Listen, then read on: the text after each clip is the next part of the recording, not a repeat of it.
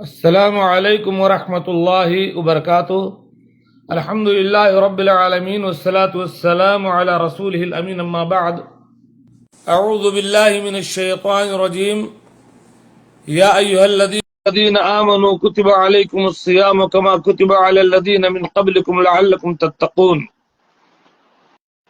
کل ہمارے یہاں ایک پروگرام ہوا ہے روزہ رمضان کے بارے میں، سوال و جواب کی شکل میں۔ پروگرام تقریباً 1 گھنٹے کا ہے، لیکن اس پروگرام کو میں مختصر طور پر آپ کے سامنے پیش کر دینا چاہتا ہوں تاکہ آپ لوگ اس سے فائدہ اٹھائیں اس اختصار کے ساتھ۔ اللہ رب العالمین کا ارشاد ہے کہ اے ایمان والو، تم پر روزے فرض کیے گئے جس طرح تم سے پہلے کے لوگوں پر روزے فرض کیے گئے تھے۔ مقصد یہ ہے کہ تم متقی ہو جاؤ۔ پہلا سوال ہے کہ ماہ رمضان کے فضائل کیا ہیں، اس کی اہمیت کیا ہے۔ اس سلسلے میں اللہ کے نبی صلی اللہ علیہ وسلم کی ایک صحیح حدیث ہے۔ آپ نے ارشاد فرمایا، الصلوات الخمس والجمعۃ الی الجمعہ ورمضان الی رمضان مکفرات لما بینہن اذا اجتنبت الکبائر۔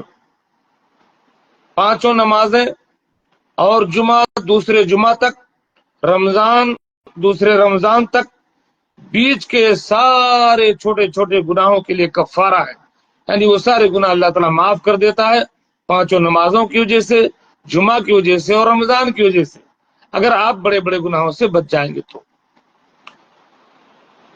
اسی طریقے سے رمضان کی ایک فضیلت یہ ہے کہ اللہ کے نبی صلی اللہ علیہ وسلم نے فرمایا کہ رمضان کی پہلی رات آتی ہے، جنت کے سارے دروازے کھول دیے جاتے ہیں، کوئی دروازہ بند نہیں رہتا، جہنم کے سارے دروازے بند کر دیے جاتے ہیں، کوئی دروازہ کھلا نہیں رہتا، شیاطین کو اور سرکش جنوں کو قید کر دیا جاتا ہے، اور ایک پکارنے والا پکارتا ہے کہ نیکی میں آگے بڑھنے والے، نیکی کے لیے کوشش کرنے والے آگے بڑھ، اور برائی میں کوشش کرنے والے پیچھے ہٹ۔ اور ایسا ہر رات ہوتا ہے، اور اللہ تعالیٰ روزانہ رمضان میں لوگوں کو جہنم سے آزادی بخشتا ہے۔ اور اس رمضان میں ایک ایسی رات ہے جو ایک رات 1000 مہینے کی عبادت سے بڑھ کر ہے، یعنی 83 سال 4 مہینے سے بڑھ کر کے۔ اور رمضان ہی مبارک مہینہ ہے جس میں قرآن پاک کا نزول ہوا۔ اللہ رب العالمین نے فرمایا، شہر رمضان الذی انزل فیہ القرآن، رمضان وہ مبارک مہینہ ہے جس میں قرآن اترا، اور بہت سارے فضائل۔ دوسرا سوال، روزے کی کیا فضیلت ہے، اس کا مقصد کیا ہے۔ روزے کے فضائل میں بہت ساری احادیث وارد ہیں۔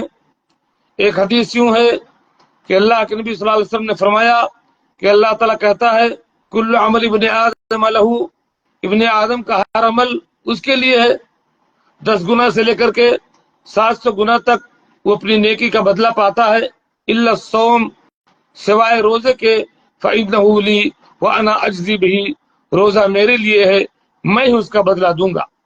بہت سارے اعمال میں دکھاوا ہے، لیکن روزے میں کوئی دکھاوا نہیں، اس لیے اللہ تعالیٰ کہتا ہے روزے کا بدلہ میں ہی دوں گا۔ روزے دار کی دعا قبول ہوتی ہے، روزے دار کے منہ کی بو اللہ رب العالمین کو مشک عنبر سے بھی زیادہ پسند ہے۔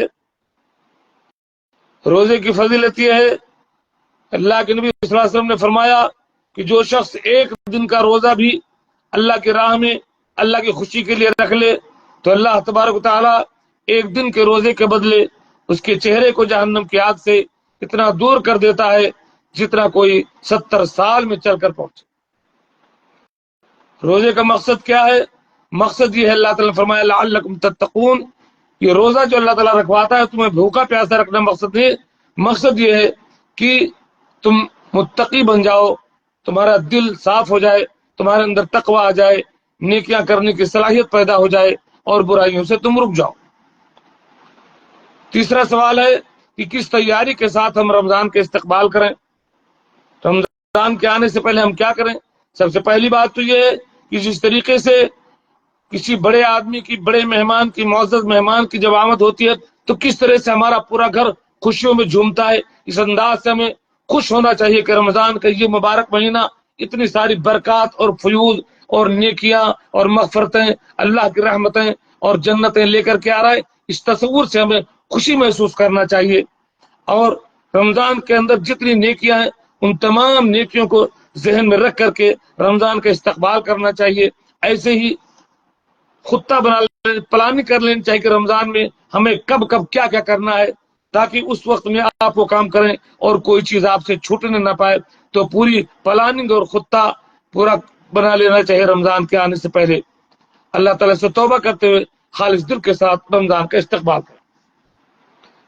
چوتھا سوال ہے رمضان کے مہینے کو ہم کس طرح گزاریں کہ کامیاب ہو جائیں اور ہمارے گناہ بخش دیے جائیں۔ میرے بھائیو، اللہ کے نبی صلی اللہ علیہ وسلم کی ایک صحیح حدیث میں ہے جس میں آپ ممبر پر چڑھے تو آپ نے 3 بار آمین کہا۔ صحابہ نے سوال کیا تو اس میں سے آپ نے 1 بار آمین تب کہا، فرمایا کہ حضرت جبرائیل میرے پاس آئے اور کہا کہ اللہ کی رحمت سے وہ شخص دور ہو جائے جس کو رمضان کا مہینہ ملے اور اس کے گناہ بخش نہ دیے جائے۔ تو رمضان کا مہینہ جب آئے تو آپ بالکل نیکیوں میں لگ جائیں۔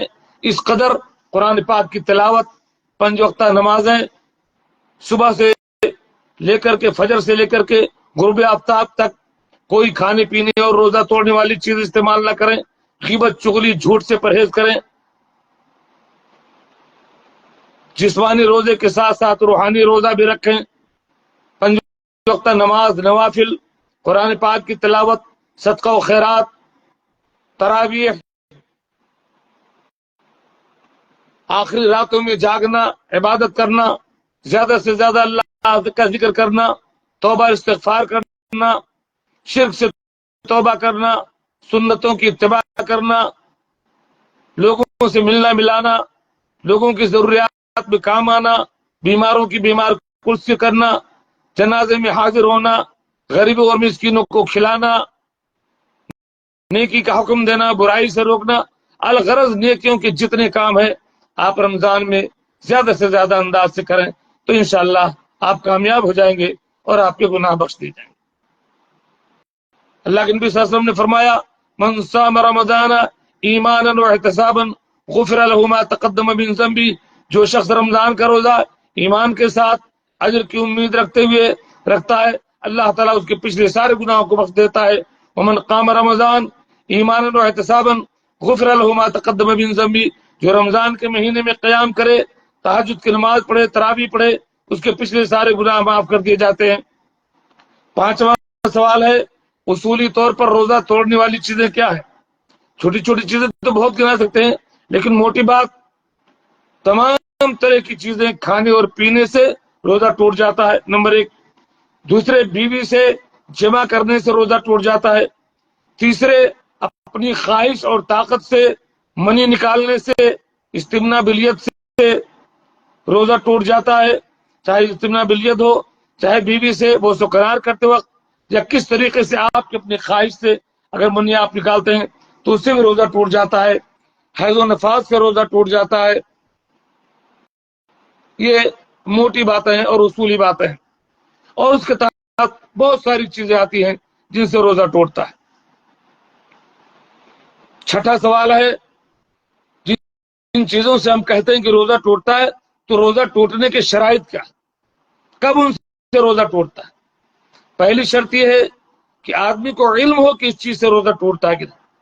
اگر اسے علم ہی نہیں ہے، کسی ایسی جگہ رہتا ہے جہاں اسے خبر ہی نہیں ہوئی کہ یہ فلاں چیز کوئی باریک چیز جو روزہ ٹوٹتا ہے اسے نہیں پتا تھی، اسے وہ چیز استعمال کر لیا،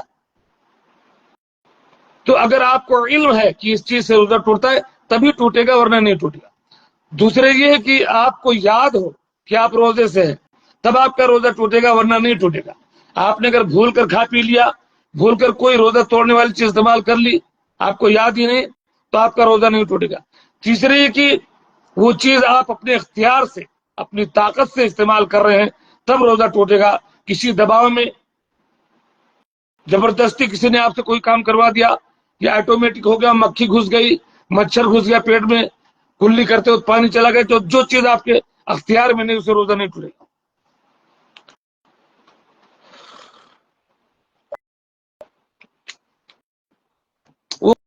کیا امور ہیں جن سے روزہ نہیں ٹوٹتا لیکن عوام میں مشہور ہے کہ ٹوٹتا ہے؟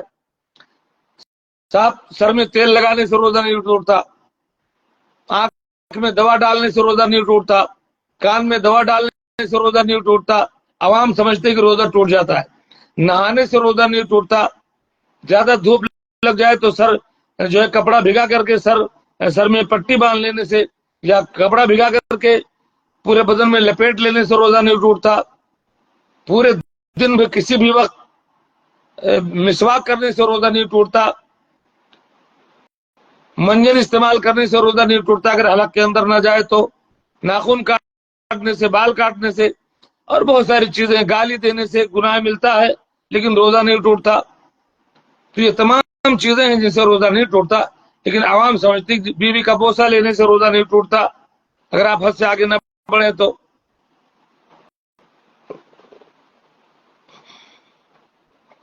8واں سوال ہے کن لوگوں کو روزہ نہ رکھنے کی اجازت ہے؟ مریض کو اجازت ہے روزہ، اگر اس کی بیماری بڑی ہوئی تو روزہ نہ رکھے، بعد میں روزہ رکھ لے۔ مسافر کو اجازت ہے سفر میں ہے کہ روزہ نہ رکھے، بعد میں رکھ لے۔ قرآن کہتا ہے وَإِن كُنتُم مَرْضَىٰ أَوْ عَلَىٰ سَفَرٍ فَعِدَّةٌ مِّنْ أَيَّامٍ أُخَرَ، اگر تم بیمار ہو یا سفر پر ہو، روزہ رکھنے میں پریشانی ہے تو آپ روزہ نہ رکھیں، آپ بعد میں روزہ رکھ لیں۔ ایسے ہی حائضہ عورت، اجازت کیا، اس کو تو بالکل نہیں رکھے گی، حائضہ عورت روزہ نہیں رکھے گی، بعد میں روزہ رکھے گی۔ نفاس والی عورت روزہ نہیں رکھے گی، بعد میں رکھے گی۔ حاملہ عورت اگر ہم حمل کے وقت جو ہے بچے کے لیے خطرہ ہے تو روزہ نہ رکھے، چاہے تو بعد میں رکھے۔ دودھ پلانے والی عورت سے دودھ نہیں ہو رہا ہے، کھانا نہ کھائے تو چاہے تو نہ رکھے، بعد میں روزہ رکھے۔ اور بزرگ آدمی ہے جو بوڑھا کھوسٹ ہو چکا ہے، اس کو بھی اجازت ہے کہ نہ رکھے، ظاہر بات ہے رکھے گا تو وہ جیے گا نہیں، نہ اس کو کچھ نہ کچھ چاہیے تو وہ اپنے روزے کے بدلے، ہر روزے کے بدلے ایک مسکین کو کھانا کھلائے گا۔ ایسا کوئی دائم المریض ہے، ڈاکٹر نے گھوشت کر دیا کہ تم مریض ہو، روزہ نہیں رکھ پاؤ گے، تو ایسا شخص بھی روزہ نہیں رکھے گا، اپنے ہر روزے کے بدلے ایک مسکین کو کھانا کھلائے گا۔ حالت سفر میں روزہ رکھنا افضل یا توڑنا؟ حالت سفر میں عام حالات میں حالت سفر میں آپ روزہ رکھ بھی سکتے ہیں اور نہیں بھی رکھ سکتے ہیں، آپ کو اجازت ہے، بعد میں رکھیں۔ اگر کوئی ذرہ برابر آپ کو پریشانی نہیں ہے، ذرہ برابر سفر میں، تو رکھ لینا افضل ہے، اور اگر پریشانی ہے تو نہ رکھنا افضل ہے۔ بلکہ بسا اوقات اگر زیادہ پریشانی اور آپ روزہ رکھیں گے تو گنہگار ہو جائیں گے۔ تو سفر میں اگر مشقت ہے تو روزہ نہ رکھیں، نہ مشقت ہے تو رکھ لینا افضل ہے۔ اسے اجازت ہے، مشقت ہو یا نہ ہو، آپ چاہے رکھے چاہے نہ رکھے، بعد میں رکھیں۔ 10واں سوال ہے ایک آدمی نے سعودی عرب میں روزہ رکھا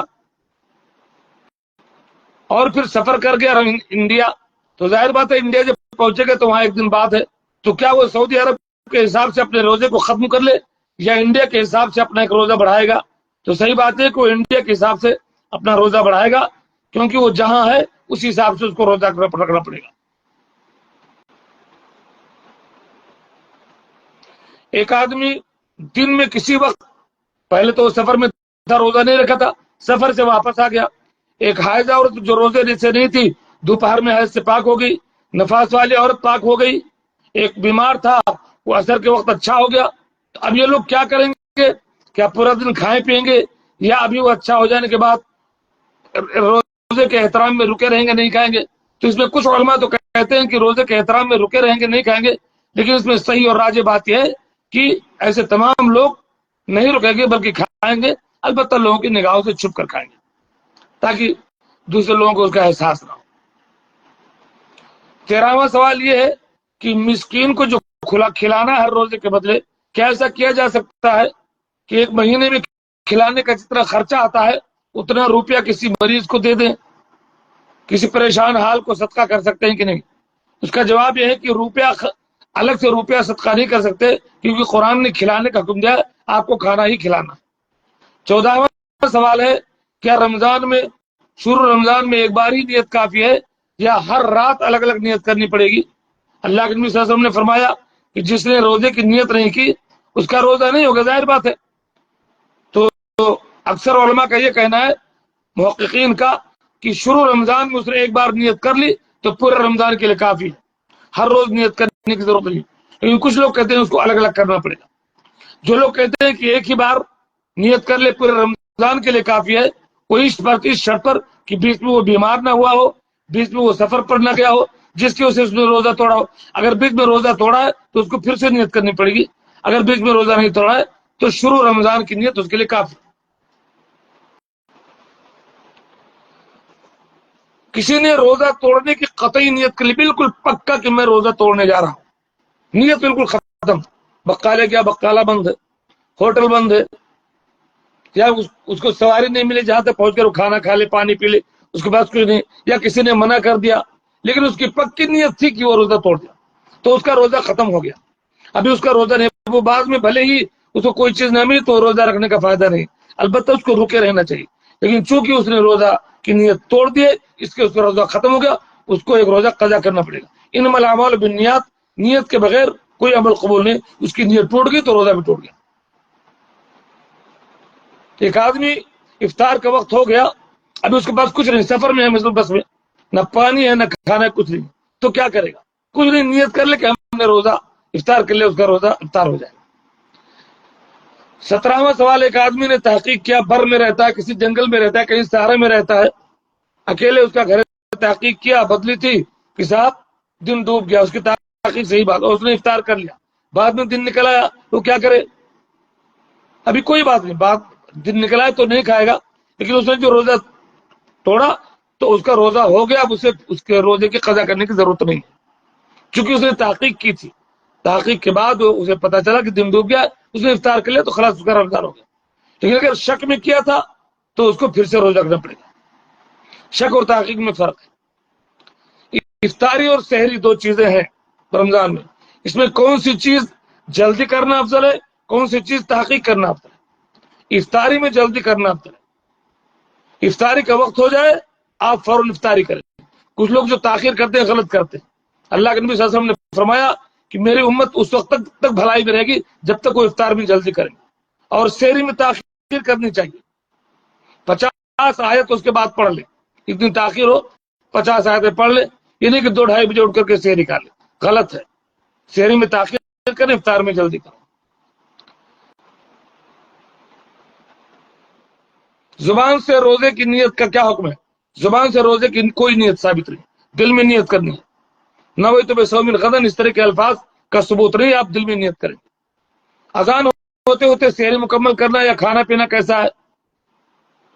اگر آپ کو کوئی کئی لوگوں کی عادت ہوتی ہے اذان ہوتی تو بھاگ کر پانی پیتے، غلط بات. اذان ہو گئی خلاص. ہاں اگر آپ کو یہ معلوم ہے کہ یہ مؤذن تھوڑا پہلے اذان دیتا ہے احتیاطاً تو آپ اپنا کھانا مکمل کر لیں، پانی پی لیں. لیکن آپ کو پکا پتا ہے کہ یہ مؤذن باقاعدہ ٹائم پر اذان دیتا ہے تو آپ کچھ بھی نہیں کھا پی سکتے.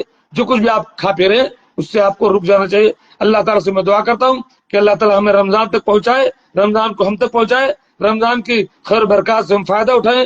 اللہ تعالیٰ ہمیں ہمارے والدین کے گناہوں کو بخشے. رمضان میں مسلمان جو مشکل میں، اللہ تعالیٰ رمضان کے ایام میں اپنی خاص برکات سے مسلمانوں کی مظلومیت کے دن ختم کرے. آمین. وآخر دعوانا ان الحمد للہ رب العالمین. والسلام علیکم ورحمۃ اللہ وبرکاتہ.